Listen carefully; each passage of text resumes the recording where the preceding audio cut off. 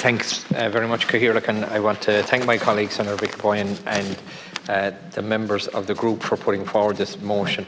And the debate is ongoing, and obviously the Council of Europe's report is a stark warning of where we're at. But we didn't need that report to tell us that the situation for local democracy in Ireland is under threat, and therefore in a situation like that, democracy itself is under threat, because what we are all seeing is that less people are putting themselves forward, the powers have been stripped away, and as the report from the Council of Europe has said, that it's the most centralised form of local government. As colleagues have said, we have to make a decision: do we want local democracy or do we want administrative areas? Because at this moment in time, it's administrative areas where there are elections held every 5 years, but all the power rests with people who are not elected. And the motion talks about the issue of joint policing committee being the next situation where somebody who's, and this is the plan that is currently being proposed, someone who is unelected would become the chair of joint policing committees, or the new version of joint policing committees. As colleagues are aware, and Senator Victor Boyan is on the Public Consultation Committee, and you, Cathaoirleach, you are the rapporteur for the report on the future of local democracy in Ireland, looking at not just the problems but the solutions, and looking at what we need to do to roll back what has happened over the last 30 years. Because democracy is an experiment that is 3 generations old in this country. Ireland is one of less than 10 countries that has been continuous democracies for the last 100 years.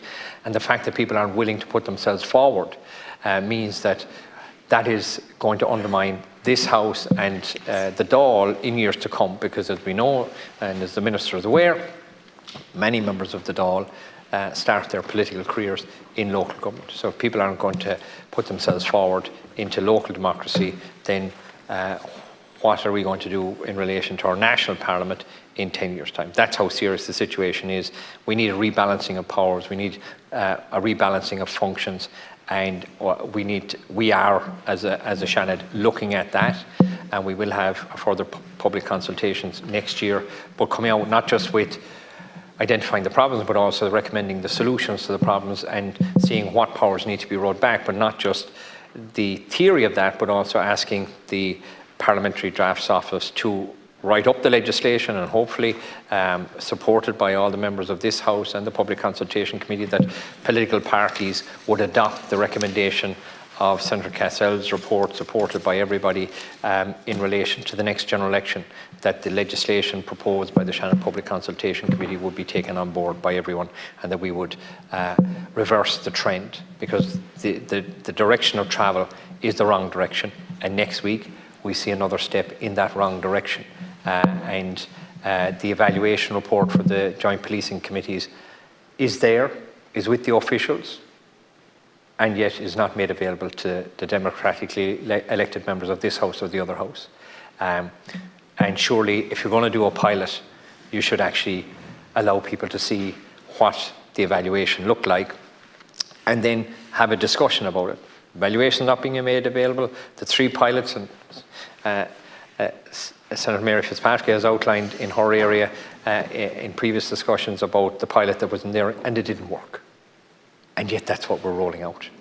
And we're going to have unelected people chairing those. Does anyone think that looks like progression in terms of transparency and democratic accountability in this country? It doesn't work.